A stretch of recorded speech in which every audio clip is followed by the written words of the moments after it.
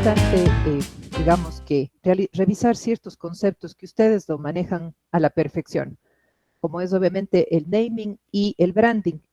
A su vez, revisar algunas disposiciones que me pareció relevante del Código Orgánico de la Economía Social de los Conocimientos, Creatividad e Innovación, conocido por sus siglas como COESI o Código Ingenios, que es la ley de la materia, ¿no? Dentro del libro tercero, que regula la gestión de los conocimientos, encontramos lo relativo al registro de la marca como uno de los distintos y de los diferentes tipos de signos distintivos que podemos encontrar.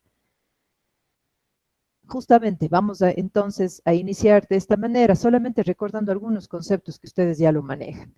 La palabra naming justamente viene del vocablo inglés name y podemos definirlo como un conjunto de criterios, reglas, técnicas y estrategias que se desarrollan en el marketing para la creación del nombre de una marca, ¿no? Así como sucede en el caso de una persona, que se utiliza obviamente un nombre en el momento de identificarla, de individualizarla o de bautizarla, de la misma forma entonces el naming se ocupa de dar el nombre a algo que es intangible, como todos conocemos, y que es la marca.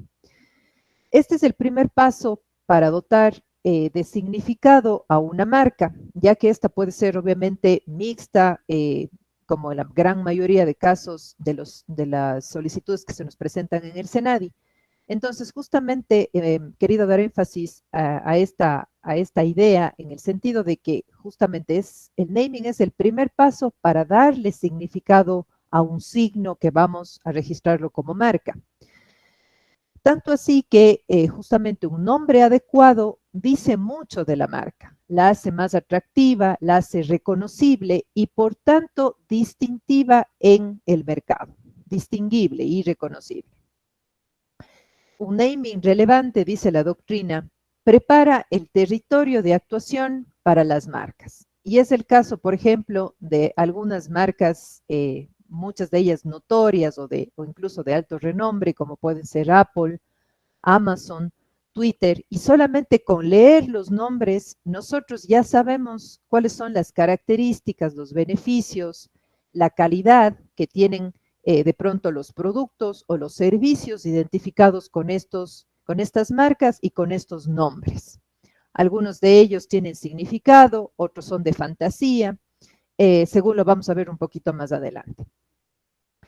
También en la doctrina se dice que aunque los símbolos que forman parte de una marca, por ejemplo, de una marca figurativa o de una marca mixta, pueden, digamos, ayudar a hacer a las marcas más reconocibles y consistentes. Sin embargo, en última instancia, necesitamos del nombre para poder hacer referencia a la misma, a la marca, para poder incluso solicitar un producto o un servicio identificado con esta marca en el mercado. Y en el derecho marcario, a esto se les denomina como marcas denominativas. Yo hace un momento me referí a las marcas mixtas y a las marcas figurativas, que también son otros tipos de signos, ¿no? O de marcas en este caso. Hablando de los tipos de naming que podemos encontrar, asimismo doctrinariamente, y ustedes en este sentido pues tienen la voz cantante, tenemos en primer lugar a los signos o a los nombres descriptivos, y como su nombre lo indica, justamente son aquellos que están haciendo alusión a una posible característica que tiene un producto o un servicio. Los naming o los nombres anacrónicos, que están constituidos por una abreviatura de un nombre descriptivo, generalmente las conocemos como siglas, ¿no es cierto? Pero hay quienes dicen que los acrónimos, perdón, son aquellos nombres que de alguna manera no nos dicen nada, no tienen un fondo, una consistencia.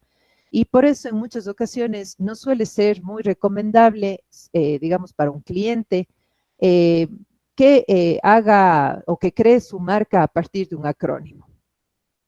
Tenemos en tercer lugar a los nombres abstractos o de fantasía, que obviamente no tienen generalmente un significado en nuestro idioma, por ejemplo, ¿no?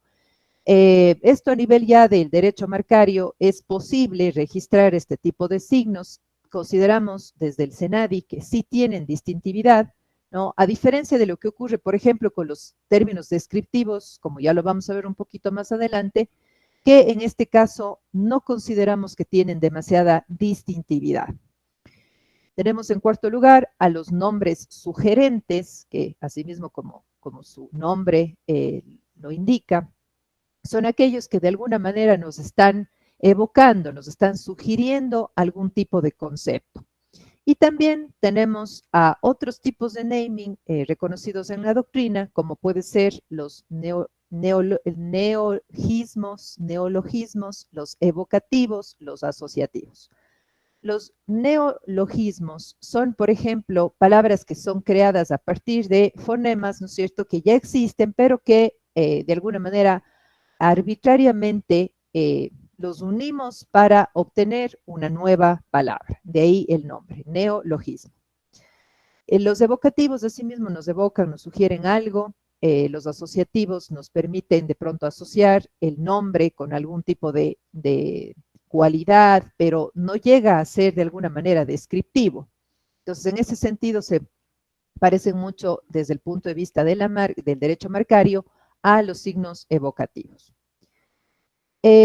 Ahora, repasando algo que ustedes también deben conocer a la perfección, pero me pareció muy importante traerlo esta mañana a colación, y es lo relativo a las características para realizar un buen naming. En primer lugar, se tiene que trabajar en lograr que este nombre sea suficientemente distintivo. Distintivo en el sentido de que debe destacarse este nombre de entre los demás que existan en el mercado, ¿no? Asimismo, debe ser registrable, es decir, debe tener viabilidad legal, y en esto es donde vamos a poner énfasis precisamente la mañana de hoy, porque esto le compete directamente al SENADI. Digamos, en concordancia con lo que estoy diciendo, Pablo justamente nos había manifestado en sus palabras introductorias que la carrera de diseño gráfico estaba participando, digamos así, en un concurso para ponerle el nombre a revistas indexadas, si no le entendí mal. Entonces, es importante tener claro cuándo los términos, los nombres en este caso, tienen viabilidad legal para poder ser registrados como marca y cuándo no, ¿sí? Tenemos en tercer lugar que las características que nos hablan los doctrinarios, los entendidos en la materia, en relación a cuándo estamos ante un buen naming, es cuando este es fácil de leer y pronunciar, es decir, es eufónico o sonoro, no es difícil su pronunciación. Adicionalmente, debe ser memorable, es decir, debe ser de fácil recordación, debe ser expresivo, porque debe demostrar de qué trata la marca. Es decir, al ver la marca, nosotros prácticamente ya sabemos que existe un concepto detrás, una historia, cuáles son los valores de la marca, entre otros, digamos, mensajes que tiene que mostrarnos la marca. También debe tener una buena apariencia en cuanto a cómo se ve la palabra impresa, debe ser asimismo atemporal y a su vez tener una característica de adaptabilidad en cuanto al crecimiento de la empresa, ¿no? Entonces debe tener esta doble característica y que debe ser, yo entiendo, bastante difícil a veces lograr el hecho de que permanezca en el tiempo y a su vez sea maleable, sea adaptable ese signo o ese nombre a el crecimiento que vaya teniendo la empresa. Esto en cuanto a las características de un buen nombre que constituya parte o forme parte de una marca. En cuanto al branding, asimismo me comentaba Estíbaliz que ustedes obviamente tienen esta materia, la conocen muy bien. Solamente recordar, me pareció importante, la diferencia entre el naming y el branding. Básicamente el branding ya es mucho más específico en cuanto a es un proceso global para hacer y construir una marca y a su vez tiene dos etapas, ¿no? Básicamente, entonces, este proceso implica acciones relacionadas con el propósito que tiene obviamente la marca, los valores y el posicionamiento, con el objetivo de hacerla conocida en el mercado, hacerla conocida entre los consumidores. También que estos consumidores la elijan y obviamente les represente una imagen positiva en su mente y en su corazón, de tal manera que se cree una conexión fuerte con ese público consumidor, de tal manera que eso influya en la decisión de compra. Tanto el naming como el branding se relacionan directamente con el marketing y con la estrategia de negocio que se decida.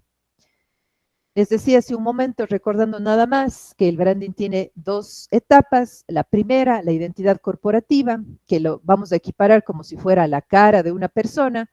Y en segundo lugar, el posicionamiento de la marca, y lo vamos asimismo a hacer una comparación, como si fueran las cualidades o la personalidad de un ser humano.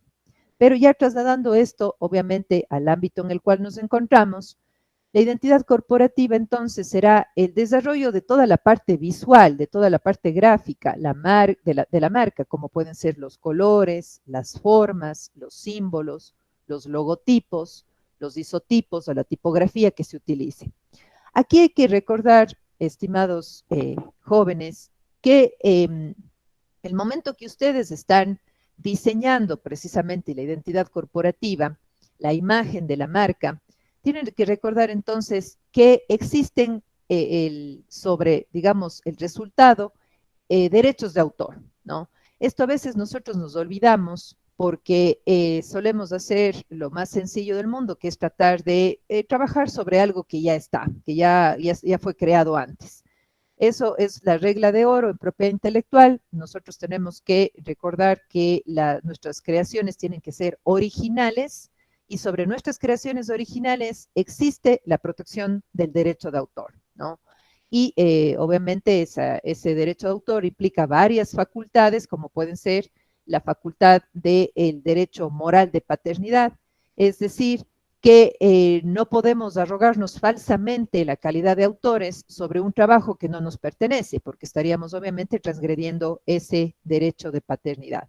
De la misma manera, podemos exigir que terceras personas respeten nuestra creación, no se adueñen de nuestra creación. Y podemos iniciar una serie de acciones, tanto administrativas como judiciales, para hacer valer nuestro derecho. Justamente en esta parte yo he señalado que es fundamental el papel que desempeña al crear la identidad corporativa el diseñador gráfico, justamente para, digamos que resaltar esos rasgos de la marca, lo que le caracteriza a la marca desde el punto de vista gráfico o visual.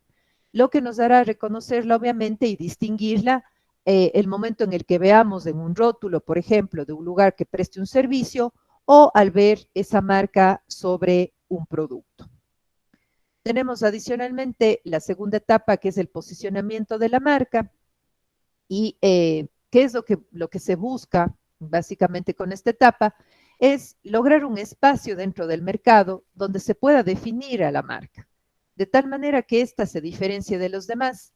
Y aquí es importante para poder realizar este posicionamiento, tomar en cuenta el público objetivo, el público consumidor de ese producto, la categoría del producto, el beneficio principal que ofrece ese producto y las cualidades propias que de alguna manera le permitirán destacarse o hacerse notar a esa marca en relación a las marcas de la competencia. Hasta aquí, nada nuevo para ustedes. Hemos revisado básicamente lo que es el naming, el branding, ¿no es cierto? Que forman o se relacionan directamente con el marketing y con las estrategias de posicionamiento de un producto en el mercado. Ahora vamos a pasar a la parte, digamos, medular en cuanto a la competencia del SENAVI. Tenemos entonces que vamos a hablar sobre la marca y su procedimiento de registro. En esta lámina, no sé si Estíbaliz me confirma, ¿me están escuchando bien? Sí, estamos escuchándola y viendo bien. Perfecto. Muchas gracias. En esta lámina, yo he querido traerles a ustedes un mapeo acerca de los principales ámbitos de protección de los derechos intelectuales. conocido tradicionalmente como la propiedad intelectual. Ustedes pueden ver en esta parte de la lámina básicamente que tenemos a la propiedad intelectual tradicional, que se divide en el derecho de autor, justamente que protege todas las creaciones en el ámbito artístico, científico y tecnológico, y yo hice alusión precisamente a esta protección cuando les hablaba de la imagen gráfica de la marca, ¿no es cierto? Tenemos adicionalmente a la propiedad industrial en el centro de la diapositiva, que se divide en patentes de invención y en los famosos signos distintivos.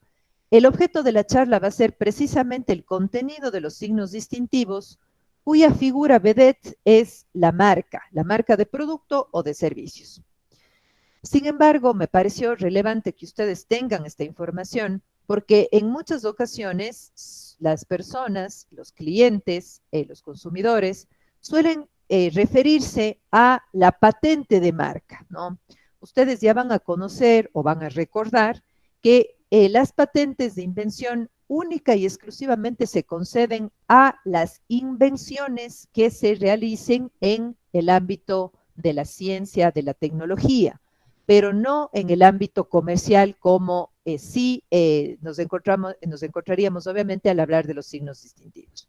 Las patentes de invención, únicamente para recordarles, protegen las patentes propiamente dichas y los modelos de utilidad, pero también protegen las formas características, las formas, digamos, ornamentales que tienen los objetos utilitarios dentro de la industria, a través de qué figura de los diseños industriales. El objeto, digamos, de estudio o de su especialidad como futuros diseñadores gráficos también les puede permitir trabajar en nuevos diseños industriales. Por ejemplo, cada vez que nosotros, bueno, que en el mercado encontramos un nuevo modelo de celular, de teléfono celular, cuando estamos hablando de la tecnología que lleva inmerso este celular o implícita este celular, básicamente estamos hablando de patentes de invención o modelos de utilidad. Pero ¿qué pasa con la forma, con el modelo, ese conjunto de líneas, de texturas, que le hacen característico un modelo, qué sé yo, de iPhone, por citar una marca, y que lo hace, decía, característico del último modelo que ha sido lanzado al mercado? Visualmente hablando, aquí estaríamos entonces en el ámbito de los diseños industriales. Tenemos finalmente un ámbito sui generis dentro de la propiedad intelectual y de los derechos intelectuales en general, que está constituido por el sistema sui generis de las obtenciones vegetales y los conocimientos tradicionales, obviamente a los cuales no nos vamos a referir porque no es el objeto de la presente charla. Nos vamos a circunscribir, decía, a lo que son los signos distintivos que se utilizan dentro del ámbito comercial, distinguiéndolo, repito, queridos asistentes, de lo que son las patentes de invención por no corresponder al objeto y de pronto podemos hacer una referencia un poquito más a fondo de lo que son los diseños industriales, decía, por pertenecer o por relacionarse con la carrera que ustedes están estudiando. Dicho esto, entonces, vamos solamente en esta lámina a que ustedes tengan un poquito o ampliar un poco la visión en cuanto a lo que son los signos distintivos que me acabé de referir, que está en la parte justamente final de la lámina. Dentro de los signos distintivos decía que la figura principal es la marca, pero no es la única. Tenemos a los lemas comerciales o eslogans muy utilizados en el ámbito publicitario, que también está relacionado con su carrera. Tenemos adicionalmente a los nombres comerciales que identifican, por ejemplo, actividades dentro de un mercado o le identifican a un comerciante, pero que tienen ciertas diferencias con las marcas de servicios. Tenemos a las apariencias distintivas, como luce un local, como luce un establecimiento de comercio, es decir, que si nosotros nos vamos, por ejemplo, a un local de una cadena muy conocida, de una franquicia internacional como McDonald's, debido a los colores que se utilizan en la pintura, en la fachada, dentro del local como tal, la disposición de las mesas, de las sillas, nos debe recordar, nos debe evocar la idea de que estamos en cualquier McDonald's a nivel mundial. Las denominaciones de origen básicamente son tipos de signos distintivos especiales que lo que hacen es identificar productos de excelente calidad que debe justamente su buena reputación a factores naturales y a factores humanos. Por ejemplo, en el caso del Ecuador tenemos a Montecristi como un sombrero de paja toquilla de gran calidad, pero a nivel internacional tenemos, por ejemplo, al tequila o tenemos al champán.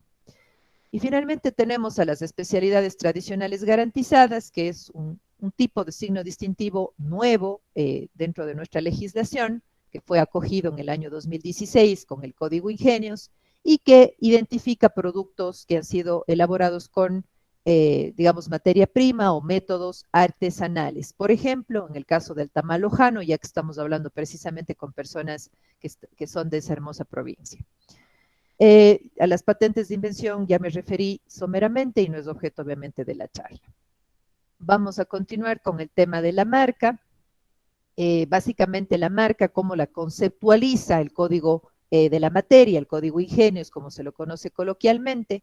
En el artículo 359 nos dice que una marca es cualquier signo que sea apto para distinguir productos o servicios en el mercado, ¿no? Esta definición es sumamente sencilla, ¿no? Nos dice, como ustedes pueden ver, cualquier signo que sea apto para distinguir. Esta es la palabra clave, el verbo rector, en este caso, porque nos está ya haciendo alusión a uno de los requisitos fundamentales que debe cumplir un signo para poder ser registrado como marca en el SENADI. Básicamente también nos está haciendo alusión el concepto a los tipos de marcas. Tenemos a la marca de producto, pero también tenemos una marca de servicios. En la lámina podemos ver un ejemplo de una marca que fue solicitada en el SENADI y que está compuesto obviamente por una parte gráfica, como lo podemos ver, y una parte precisamente denominativa, ¿no? Este es el naming de la marca, sería café como palabra genérica y la palabra mandala, que si bien tiene un significado, sin embargo, no es un genérico ni un descriptivo para el tipo de producto que en este caso es el café. Ahora, ¿cuáles son los requisitos que debe cumplir un signo para poder ser registrado como marca? Aquí ya viene o va subiendo el grado de complejidad. Tenemos en primer lugar que el signo que nosotros vamos a proponer para registro, una vez que ya ha pasado todas las etapas de construcción, de creación de la marca, ¿no es cierto? Para lo cual ya hemos revisado los conceptos iniciales de naming y branding. Básicamente tenemos que esa marca, o ese signo, perdón, que está siendo o va a ser presentado al SENADI, debe tener suficiente distintividad. La distintividad debe ser a su vez de dos tipos. Por un lado, la distintividad intrínseca o por el signo en sí mismo, quiere decir que este signo debe tener una suficiente capacidad individualizante de los productos o servicios a proteger. Es decir, no tiene que estar constituido únicamente por términos genéricos o descriptivos. Regresando al ejemplo anterior, si yo quiero registrar la marca café para identificar café, obviamente no tiene distintividad intrínseca, porque la palabra café es el término genérico necesario para referirme al producto café. Entonces, no podría obviamente utilizar esa palabra, ese naming, para identificar café, porque no lo estoy logrando, no estoy logrando distinguir el producto de otros que ya existen en el mercado. Pero si yo a ese término café le agrego una palabra antojadiza, en este caso mandala, básicamente estaré fortaleciéndole al naming, al nombre de la marca, ¿ya? ¿Qué pasa si es que yo en cambio solicito la palabra café para identificar otro producto que no sea café? Por ejemplo, si estoy solicitando la palabra genérica café para identificar ropa. La ropa obviamente, que es obviamente un producto que está categorizado en la clase 25, porque en el SENADI tenemos o aplicamos para el registro de marcas categorías o clases internacionales que están, digamos, constituidas por diversos productos o servicios. ya que nosotros no podemos registrar una marca para todo aquello que se nos ocurra, sino tenemos que circunscribir ese registro a una categoría, que en el caso de la ropa, como les dije hace un momento, está en la clase internacional número 25, pero en el caso del café se encuentra en la clase internacional número 30. Entonces, yo les decía, ¿qué pasa si es que yo quisiera utilizar la palabra café para identificar ropa? En ese caso, ese término que fue genérico para café se vuelve distintivo a su vez para identificar ropa, calzados, sombreros, etcétera. ¿Sí? Igual vamos a regresar sobre otros ejemplos. Estábamos hablando de la distintividad intrínseca. Yo les decía que el signo debe tener la suficiente capacidad individualizante de los productos o servicios. Otro ejemplo de lo que no podría protegerse como marca. Un término que sea, por ejemplo, eminentemente descriptivo.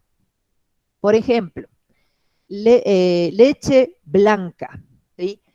El color en el caso de este producto es una característica esencial, ¿no es cierto? Entonces, si nosotros solicitamos la palabra blanca para identificar leche, estamos haciendo alusión o no a una posible característica del producto.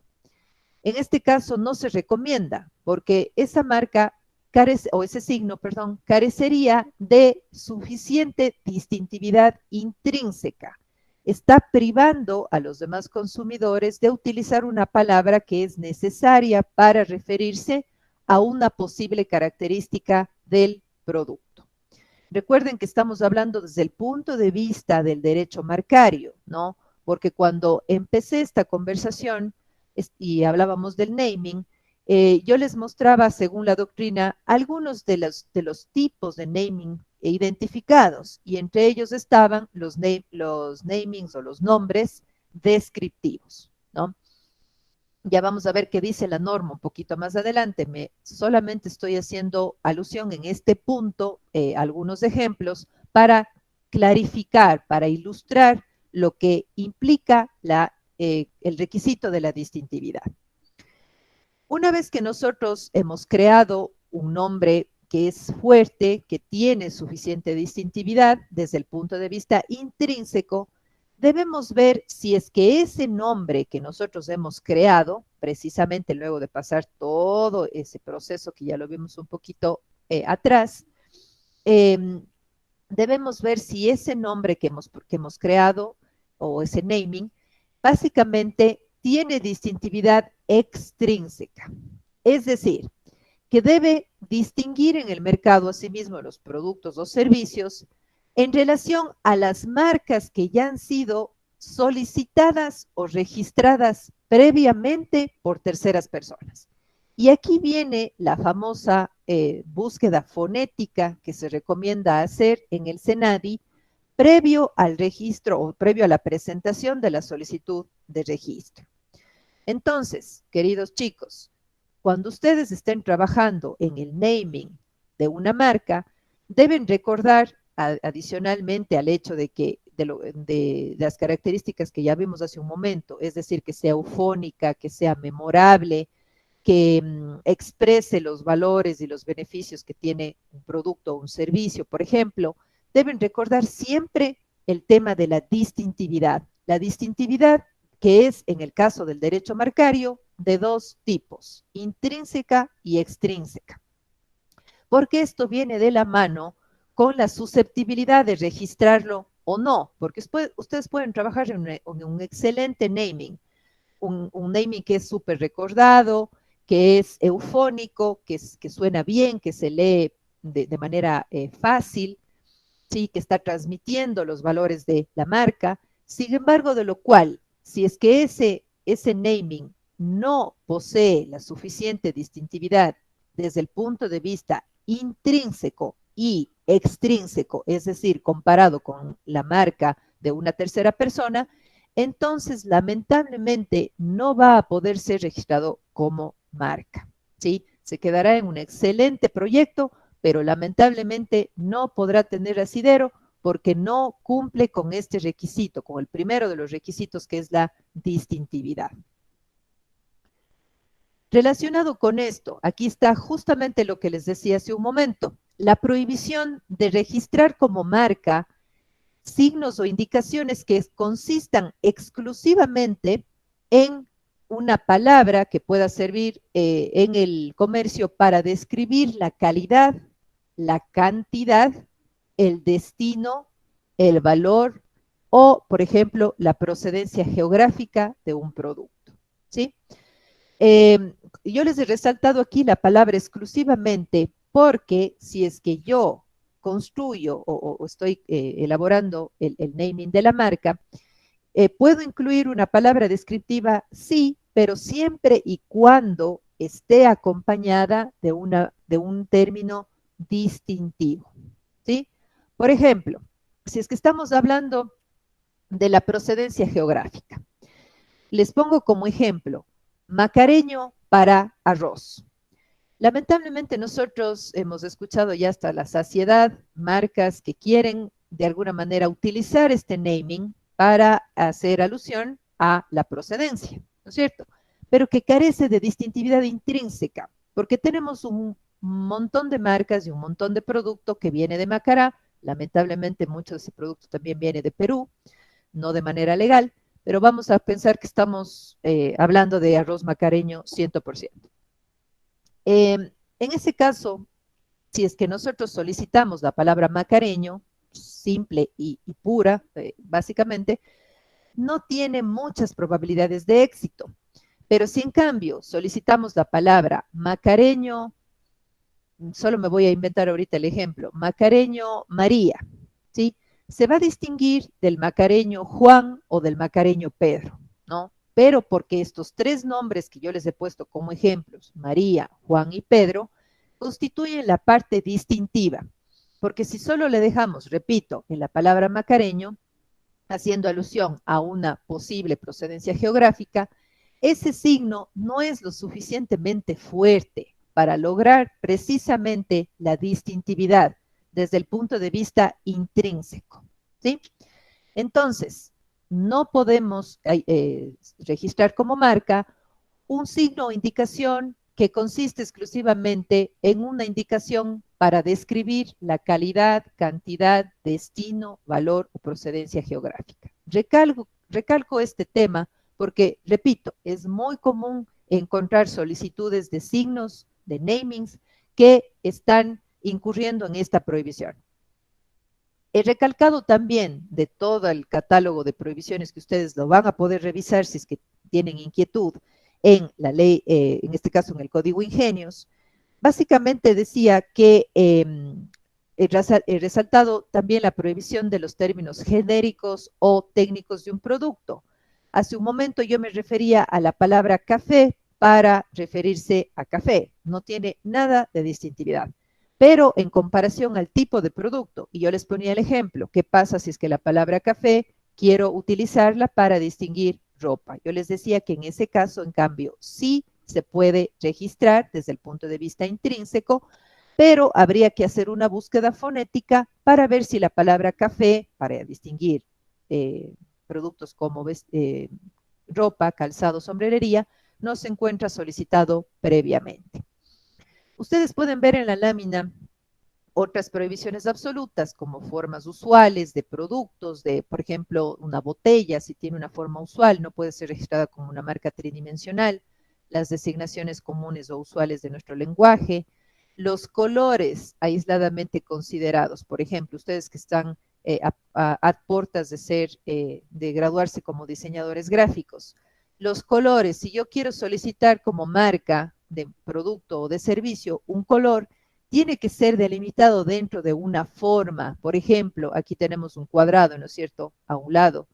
Entonces, tiene que ser, por ejemplo, un cuadrado rojo para identificar servicios de telefonía. Eso es lo ideal, que esté delimitado dentro de una forma. Obviamente, la protección no se dará ni sobre el color aisladamente considerado ni sobre la forma cuadrado, porque debe tener algo de distintividad desde el punto de vista que el cuadrado, a su vez, debe tener algún tipo de creación, de aspecto, digamos, estético que lo diferencie de un cuadrado regular. Asimismo, tenemos como última prohibición en el ejemplo los signos engañosos o contrarios a la moral. No nos vamos a detener en este caso, sin embargo, recordarles que no pueden ser, por ejemplo, namings que contengan, por ejemplo, palabras groseras, palabras de pronto que evoquen un concepto negativo, como puede ser, por ejemplo, la discriminación racial. Vamos a poner eso como un ejemplo, nada más. Entonces hay que tener mucho cuidado porque, como ustedes pueden ver, la ley es clara en el artículo 360 del Código Ingenios cuando nos establece un catálogo de prohibiciones absolutas. Ustedes pueden ver, siguiendo el mismo artículo, el 360 del COESI, que existen prohibiciones, por ejemplo, de utilizar símbolos oficiales, como lo vemos en el ejemplo, la Cruz Roja, pero también nombres que reproduzcan, por ejemplo, una denominación de origen. Yo les he traído como ejemplo el tequila. Entonces, hay que conocer, hay que saber que el tequila no es un tipo de licor, sino es una denominación de origen perteneciente a la zona de Tequila, México. Por tanto, no podríamos utilizar la palabra tequila al crear un naming, salvo que esté, obviamente, acompañado de una parte distintiva y que el producto provenga de la zona de Tequila, Jalisco. Lo que hacemos aquí en el Ecuador, por ejemplo, no va a ser tequila. En el caso de la provincia de La Suay, tenemos algunos cantones como Nabón, muy cerca a los límites con la provincia de Loja, básicamente donde se elabora licor extraído de agave, pero no puede llamarse tequila, porque esa palabra constituye, repito, chicos, una denominación de origen protegida por el Estado mexicano. Hasta aquí hemos hablado acerca de las prohibiciones absolutas de registro, ¿sí? Poniendo énfasis a los signos descriptivos o genéricos cuando están constituidos exclusivamente en el naming de una marca, salvo que estén acompañados, decía, por una parte distintiva. Ahora vamos a ver rápidamente las prohibiciones relativas, que consisten en que una vez que yo ya he creado una marca, un signo fuerte, he visto que obviamente no está en curso en una prohibición absoluta, tengo que revisar si es que ese nombre que yo estoy proponiendo no se asemeja a una marca o en general a un signo distintivo previamente solicitado o registrado. Aquí estamos hablando entonces de la distintividad extrínseca. Tampoco puede parecerse a un signo notoriamente conocido, como por ejemplo el signo de Apple, ¿no es cierto? Que no solamente es conocido por de alguna manera por un sector pertinente de los consumidores, sino en muchas ocasiones ya podríamos decir que es conocido por las personas, sean o no consumidores de este producto. Sin embargo, vamos a poner como ejemplo de que Apple sea un signo distintivo, perdón, un signo notoriamente conocido. No sé si ustedes conocen la diferencia entre, entre una marca o un signo notoriamente conocido y de gran reputación o de alto renombre. Fundamentalmente podríamos poner como ejemplo que un signo notoriamente conocido podría ser aquel que es identificado como tal por un sector pertinente de consumidores, de distribuidores, de personas que están dentro de la cadena de distribución o comercialización. Pero en el caso de las marcas de alto renombre, son aquellas que son conocidas como tales, no solo por el sector pertinente, sino por un gran porcentaje de una población o incluso a nivel internacional. En cuanto a las prohibiciones relativas, decíamos que no puede parecerse una marca registrada previamente, ni tampoco puede ser una imitación o una traducción de un signo notoriamente conocido. Por ejemplo, si alguien solicita la palabra manzana para identificar dispositivos de computación, no podría hacérselo porque obviamente sería la traducción de la palabra Apple, por ejemplo. En cuanto a las prohibiciones que tienen que ver con los nombres, apellidos, imagen, retrato o caricatura de un personaje, hay que tener también mucho cuidado porque solemos encontrar en el mercado algunas marcas que utilizan así, muy aleatoriamente, imágenes como la que estamos viendo en la diapositiva, que son atribuibles o, digamos, se relacionan con figuras públicas, como en este caso Frida, ¿no es cierto? Hay que tener mucho cuidado, obviamente, porque se necesita autorización en este caso ya no de la figura pública, sino de sus herederos o las personas que tengan los derechos sobre la imagen de, en este caso, Frida. No sé si ustedes recuerdan, hace algunos meses hubo un conflicto, creo que Mattel, si no estoy mal, sacó al mercado una Barbie que estaba inspirada en la famosa autora mexicana. Y creo que era como una fundación llamada Frida Kahlo, supuestamente fue la que dio la autorización para la utilización de la imagen y poder elaborar una muñeca, pero los herederos o las herederas de Frida Kahlo no habían estado de acuerdo con esta situación. Entonces, eso como para justamente demostrarles que en la vida real sí se pueden dar este tipo de casos, que se reivindiquen derechos cuando de por medio está, por ejemplo, la imagen de una persona.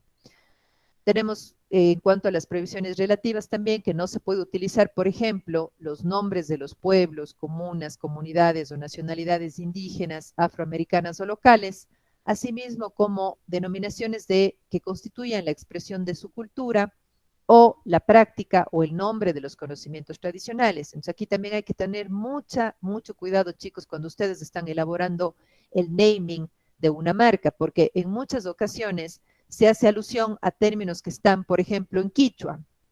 No, ahí hay que hacer una investigación un poco más profunda. Hay que ver si es que no está en curso en esta prohibición relativa, como ustedes pueden ver, si es que a lo mejor constituye una expresión de la cultura de un pueblo, comuna, comunidad o nacionalidad, o una práctica que constituye un conocimiento tradicional que esté depositado en el SENADI. Entonces ahí es importante hacer, repito, una investigación al respecto. Muy relacionado con lo que acabo de decir, ¿qué pasa si hay un derecho de autor que está de por medio o otro derecho de propiedad industrial, por ejemplo, sobre una marca, perdón, sobre una patente? Entonces, aquí también debemos realizar una investigación si a lo mejor el nombre en el cual yo estoy trabajando para identificar, por ejemplo, un programa de ordenador, no se encuentra a lo mejor ya ese programa asociado a un programa de ordenador protegido por derecho de autor. Hasta aquí lo que es básicamente las prohibiciones relativas de registro, ¿no? Esto tiene que ver, como veíamos, con la distintividad extrínseca, es decir, una vez que yo ya he creado el naming, he creado la imagen gráfica de mi marca, si es que a lo mejor es mixta, entonces yo lo que tengo que hacer es ver si no incurre en una prohibición absoluta o relativa de registro. Y una vez que yo he hecho ese trabajo, tengo que a su vez cumplir con el segundo requisito para el registro de la marca, que es la susceptibilidad de representación gráfica. ¿Qué significa esto? Que el signo que yo estoy proponiendo para registro en el SENADI debe ser susceptible de ser, por ejemplo, captado por alguno de los sentidos, generalmente el sentido de la vista, en todos los ejemplos que hemos puesto hasta ahora, pero también puede darse el caso de que yo esté trabajando en un signo sonoro. Y aquí, ¿cómo podemos representar un sonido o una melodía? Básicamente a través de un pentagrama, por ejemplo, ¿no? Entonces, los signos más comunes son los signos denominativos, es decir, los que están constituidos solamente por un naming, pero también tenemos, como yo les decía, los signos mixtos que estarían constituidos por el naming y una parte gráfica, un logotipo, un isotipo, etcétera. Pero también tenemos a las marcas figurativas. Esto en lo que respecta a las marcas tradicionales. Pero ¿qué pasa si estamos hablando de marcas no tradicionales como por ejemplo un olor, un sonido, ¿no es cierto? Una textura diferente. Estamos hablando entonces de marcas no tradicionales. Estas marcas pueden registrarse siempre y cuando cumplan con el requisito de la distintividad intrínseca y extrínseca y además si es que cumple con el requisito de la representación gráfica, que como podemos observar en la lámina, yo les he traído como ejemplo, ¿qué pasa con las marcas sonoras o auditivas? En este caso, decía, tienen que ser representadas gráficamente a través, por ejemplo, de un pentagrama y de esa manera va a poder ser perceptible por el sentido, obviamente, del oído, el momento en el cual se esté interpretando esa melodía para efectos de realizar una comparación con otras melodías. ¿Qué puede constituir una marca luego de lo que hemos analizado, de los dos requisitos que tiene que cumplir un signo para su registro? Puede constituir, obviamente, palabras, las palabras o combinación de estas, imágenes, figuras, símbolos, gráficos, logotipos, monogramas, retratos, etiquetas, emblemas y escudos, siempre y cuando estemos hablando de que no incumpla o incurran en la causal de irregistrabilidad que habíamos visto, ¿no? Los emblemas y escudos oficiales, salvo que estemos hablando de que una institución del sector público sea la que solicita, porque ahí obviamente no habría ningún problema. Pero si yo creo un emblema o un escudo de un club deportivo privado o particular, ¿puedo registrarlo como marca? La respuesta es sí. Los sonidos, colores y sabores, justamente les acabé de mencionar al revisar esta lámina, que los signos no tradicionales también pueden ser registrados como marcas siempre y cuando cumplan con los dos requisitos señalados anteriormente. Los sabores también es un poco más difícil la representación gráfica, sin embargo, el Código Ingenios prevé la posibilidad de su registro como marca.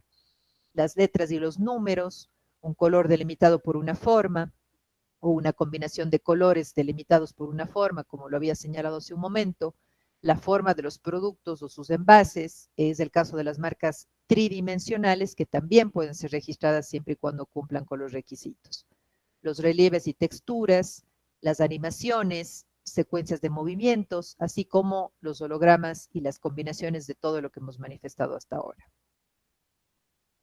Para ir terminando ya, ¿cuál es el procedimiento de registro de un signo distintivo? Yo les había hablado no de la obligatoriedad, pero sí es sugerible realizar una búsqueda fonética para ver si es que el signo que yo estoy proponiendo para registro se encuentra solicitado o registrado previamente en el SENADI y así evitar perder tiempo y perder recursos, ¿no? Porque el SENADI se autosustenta con el cobro de tasas y si es que una persona obviamente ha trabajado en un signo que no es distintivo, lamentable, o que no puede representarse gráficamente, lamentablemente no va a poder pasar ese examen de registrabilidad y no va a poder registrarse precisamente como marca. Entonces, es importante, es sugerible realizar una búsqueda fonética para de alguna manera tener ese referente de que no existe un parecido o peor aún, identidad con una marca registrada o solicitada previamente. Si es que, digamos, ya hemos pasado todo el proceso de construcción del naming, de la imagen gráfica de la marca, hemos visto que no incurre en ninguna prohibición absoluta ni relativa de registro, estamos 100% seguros, entonces presentamos la solicitud en línea de ese registro, adicionamos todos los documentos habilitantes, luego de ello el SENADI hace un examen de forma, analiza si es que esa solicitud es clara, es completa, y se han anexado obviamente todos los documentos habilitantes que pueden ser, por ejemplo, el nombramiento de un representante legal, si es que es una persona jurídica, si a lo mejor tiene un certificado de descuento en el pago de la tasa, si es que se ha adjuntado el arte en el cual o etiqueta en la cual se está describiendo, digamos, ya la parte gráfica del signo. Si es que pasa ese análisis de forma, la solicitud se hace una publicación de un extracto en la Gaceta de Propiedad Intelectual que circula de manera quincenal en nuestra página web, con el objetivo de que las personas puedan verificar cómo está realizada o cómo está solicitado ese signo, ¿no? Y, de ser el caso, pueda presentar una oposición al registro. ¿Cuándo se presenta una oposición? Cuando una tercera persona cree que su derecho sobre, digamos, anterior o precedente puede verse afectado por la concesión de una nueva marca, ¿no? Aquí puede darse el caso no solo de titulares ecuatorianos, sino también de titulares que están, por ejemplo, en el área de la comunidad andina. Puede darse el caso de que una persona de buena fe o no de tan buena fe solicite una marca que ya está registrada o que ha sido solicitada y peor aún, si es que es una marca notoria en países vecinos, obviamente los titulares de esos países vecinos podrían presentar una oposición al registro. Entonces siempre es importante realizar una buena verificación. Tenemos medios como el Internet que nos ayudarían obviamente a saber si es que un signo ya se encuentra, por ejemplo, solicitado o registrado en Colombia y evitarnos obviamente la pérdida de tiempo, la pérdida de recursos, porque podríamos ser sujetos de una oposición. Si es que no hubo oposición al registro dentro del término de 30 días contados desde la fecha de publicación del extracto en la Gaceta, entonces, o si es que la misma se desechó, si la oposición se desechó, entonces pasamos a realizar un examen de registrabilidad para ver si es que la solicitud se encuentra o no incursa en una causal de registrabilidad.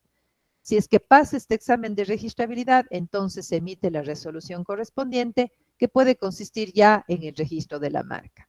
Se concede finalmente un título, que es como una suerte de formalización del derecho, y con eso ha finalizado el procedimiento de registro de un signo distintivo, básicamente de una marca. Quiero terminar esta exposición con una cita que encontré en Doctrina y que nos dice que básicamente no elija un nombre de marca que le convierta en uno más de los árboles del bosque, para luego pasarse el resto de su vida invirtiendo su presupuesto en destacar, ¿no? Entonces, este autor, Altman, nos dice esto precisamente como un corolario de lo que nosotros hemos señalado